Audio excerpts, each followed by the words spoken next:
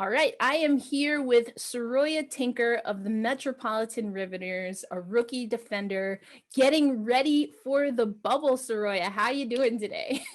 I'm doing well. Thanks for having me on. I'm super excited heading into the bubble. Getting ready for this last week of practice before we leave, but I think we're set. The ribs are ready to go. So I'm hearing good things, and I've been able to talk with your coach, Coach Evo, and I know Madison Packer spoke to the media, and both seem pretty excited about what you can bring to the Riveter squad. Just before we get into our main conversation, what are some of the things that you think you'll be able to bring to the Riveters team?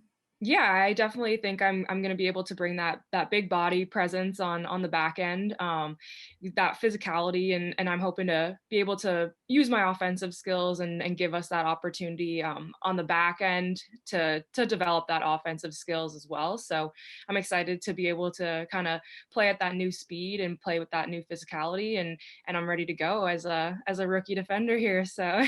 For our conversation today, I'd really like to have a conversation about culture and the intermingling of pop culture, sports culture, and then arts into social movements, because we've seen that really throughout history, regardless of the country, that there is a lot of intermingling and there's a lot of reasons for that. But Soraya, I thought you would be good for this conversation because for those who follow you on social media, they might have noticed that you paint and that you've been sharing some of your paintings on social media. So we'll start there. Tink, can you tell us a little bit about how you got into the arts and the visual art of painting in particular?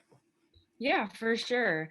Growing up, I was always into arts and crafts. My mom and I would always scrapbook together, or I'd go to little art classes with her, and I feel like that was one of the main things I did with my mom. My mom's very artistic as well. My mom paints, and I grew up kind of seeing her few paintings around the house, and I love to see that. So moving into high school, I was able to take art classes, and from there, my art teacher in high school recognized that I had some talent, and always begged me to take his art classes instead of my fitness class. But I felt like I had to kind of push my artistic abilities to the side and focus more on sports. But painting's always been something that I've enjoyed and have been relatively talented at. So upon graduation and finishing my hockey career at Yale, I picked up my paintbrushes, especially with it being COVID, and not having much to do, and kind of was able to find that talent again and bring that out of me.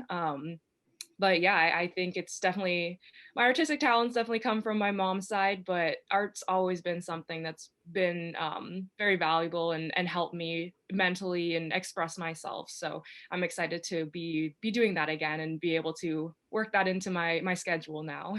So, as the saying goes, she get it from her mama. Yeah.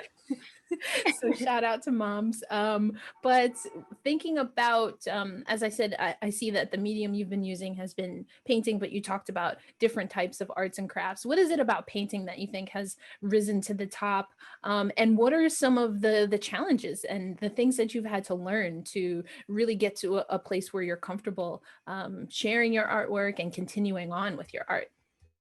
Yeah, for those who don't know, I've shared my story, but I struggle a lot in terms of mental health, and I find that music and art have been my outlets. So I have always struggled with my confidence, as silly as that may sound, um, and and just wasn't always comfortable showing off my artwork. And just as music is so important to me, I decided to start painting my favorite artists. So whether that's Lauryn Hill or Tupac, these are songs and artists that mean a lot to me. And then also I love to paint body images and work in that medium, just because I've struggled a lot with my own body image and wanting to get across that everybody's different and I can't make a mistake when I am painting a body image. So I love that about it.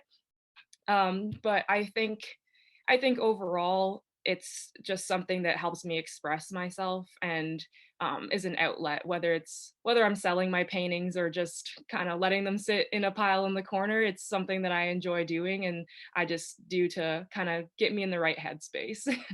There's something else that you said about music in particular, and then even just, you know, painting body images, that I think resonates with what we started at the top, again today being MLK Day, and that just being that we often see music in particular, but also art is interlinked with different social movements and movements for justice throughout history, again regardless of if we're talking about North America, where you and I are from, or throughout the world. I think the first thing that comes to mind for me would be the Harlem Renaissance. I know how historically ingrained music is in terms of the Black community, and how it's really allowed us to express ourselves throughout history in a way that we don't have to. I mean, bother white people. I mean, it has allowed a lot of people to express themselves in ways that they haven't been able to.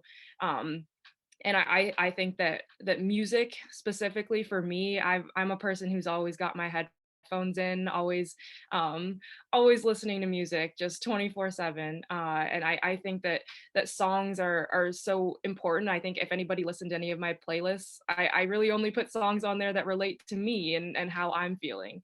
And I think that it's so important to have that, because there's so many different types of music that everybody is able to find something.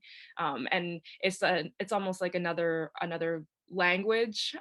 People speak to each other just through music and artwork. But I think that in terms of the Black community, it's been a way for us to express ourselves without having another burden on us for expressing ourselves. Again, you're playing for the Riveters, and Rosie is the mascot. That is the team logo, but that comes from a piece of artwork. Yeah. And I'm not sure how many people, you know that history. And there's a little bit of controversy as to who was the original Rosie. But you might know where I'm going with this, because I love to bring up hashtag BlackRosie. But part of that, and the reason that I do that, is because for so long, I have been conditioned to think of Rosie the Riveter as not just a piece of artwork, but as a woman personified as white. Yeah. But there is a huge culture of Black women and women of all ethnicities, excuse me, also serving their country, particularly in that time of World War II. And so, on the one hand, art can be very expressive, but on the other hand, art can sometimes be limiting, and it can limit how we perceive history. And so Yeah. just your thoughts on that, that balancing act of being true to yourself, but also being true to time and history. Yeah, I think one of the biggest things that I love about artwork is just the fact that there's always a meaning behind it.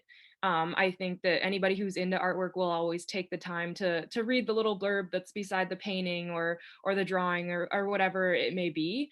And I think that's so important. I think a lot of people just see artwork and they're like, oh, like that's really cool, but a lot of the time there's so much history and meaning behind it, and I think it's so important that people actually look that up and research it and know why this person painted that, or why this piece of artwork is being displayed. And I think that it's just going to be so important for people to see that. And like you said with Rosie, even I would love to see a Black Riveter on my jersey one day, and hopefully I can see that. But yeah, it's just things like that that allow people to educate themselves and know the history of what they're looking at.